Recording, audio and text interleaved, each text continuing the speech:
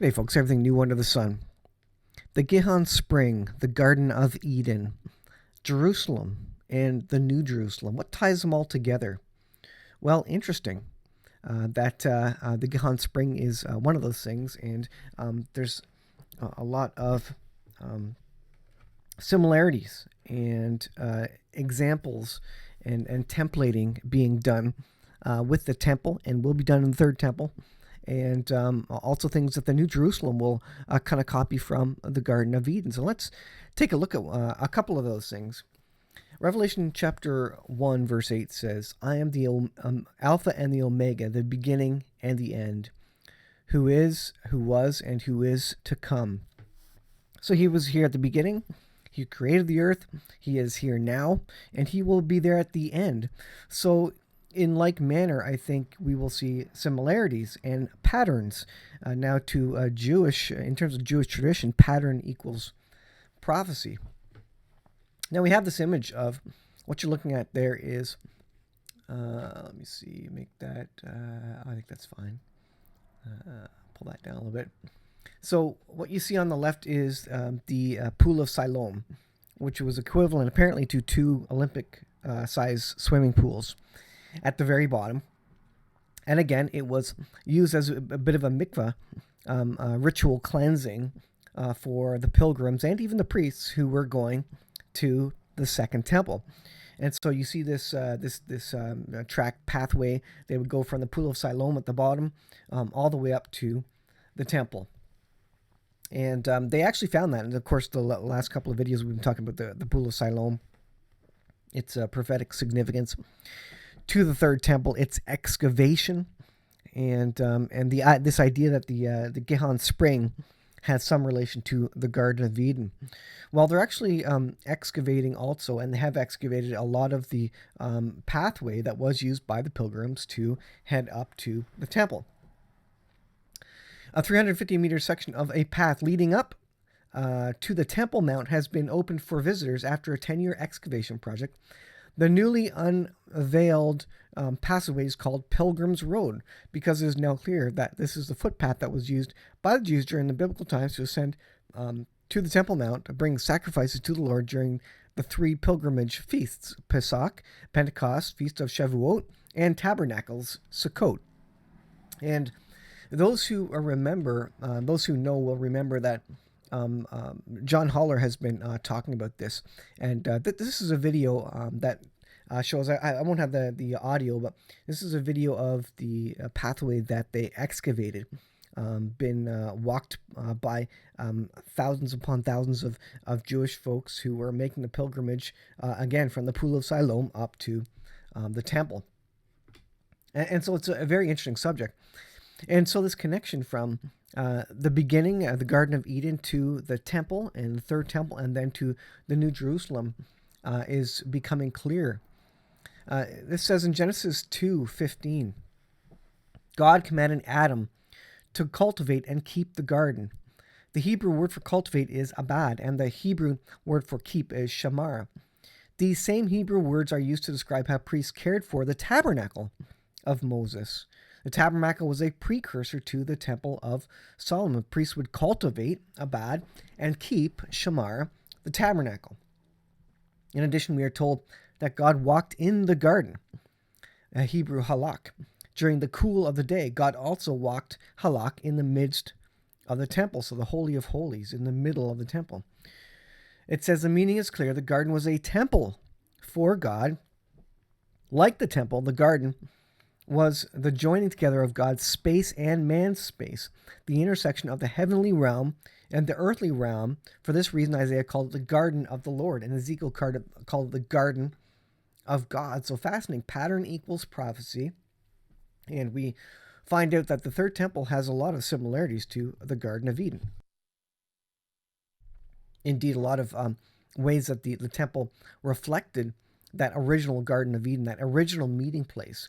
And had you thought about this before? Had you made the connection between the Garden of Eden, the temples, the first, second, and what we believe to be a third in the near future, and then the New Jerusalem? Well, there's, again, similarities between them all, and it's a pattern.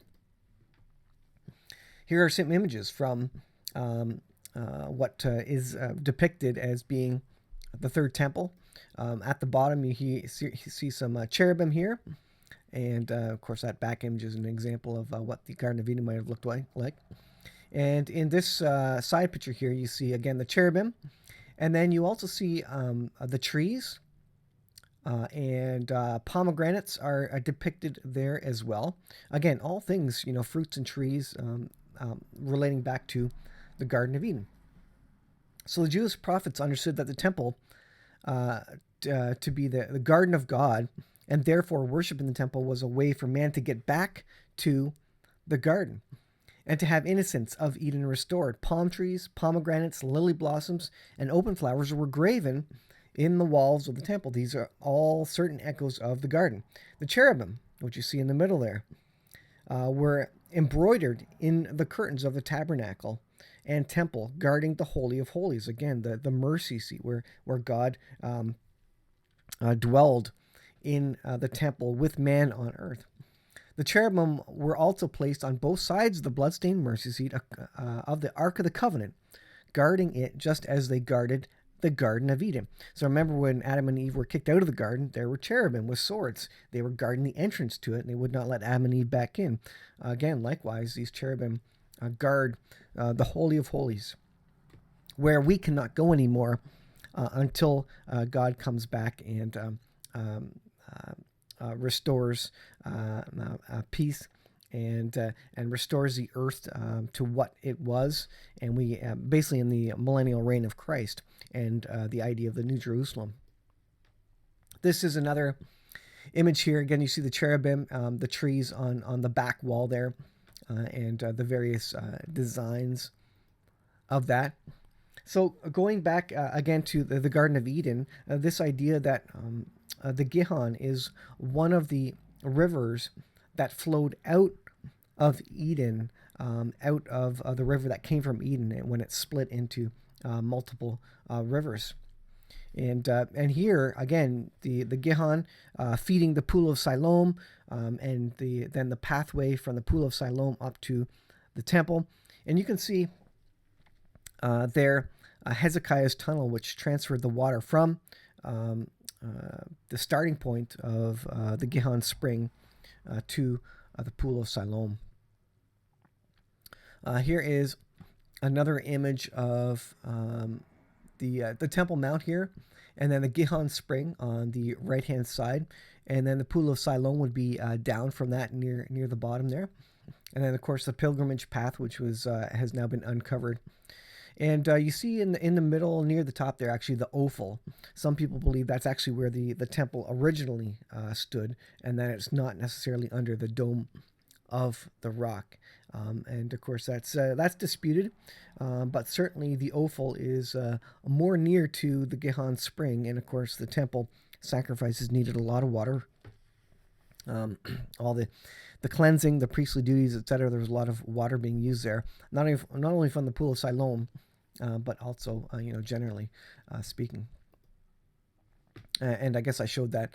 So I want to go to, let's see, let's pull up here. This is what I wanted to show. Going into the future, where a pattern equals prophecy. So we understand that the temple reflected was an example, was a pattern of the Garden of Eden. And if you've never thought about that, that's a very interesting thought. I had never thought about that and never kind of put two and two together. But the meeting place between God and man, the Garden of Eden, the temple and the Holy of Holies, and then the New Jerusalem. So going to get rid of that, this is BibleInfo.com. And it speaks about what is the New Jerusalem like? And it goes through all the various things about it. It's going to be 1,500 meters tall. It's going to be a massive cube. There's an example of how large it is, 1,500 miles per side. The New Jerusalem that's going to that the Lord's going to build. The gates, the transparent city, the foundations. It goes on, and the stones. But what I want to take a look at is, again, the example of, how does it connect to the Garden of Eden? Well, there's a river in this New Jerusalem, and it's flowing from the throne of God. Again, this idea of the Gihon spring and the rivers that flowed out of Eden. The river of life. Oops, you can't see that. The river of life, Revelation 22:1, speaks of a river flowing from the throne of God and the Lamb. The pure river of water of life is clear as crystal, and the tree of life is on each side of the river. This tree produces fruit every month, and its leaves are for the healing of the nations.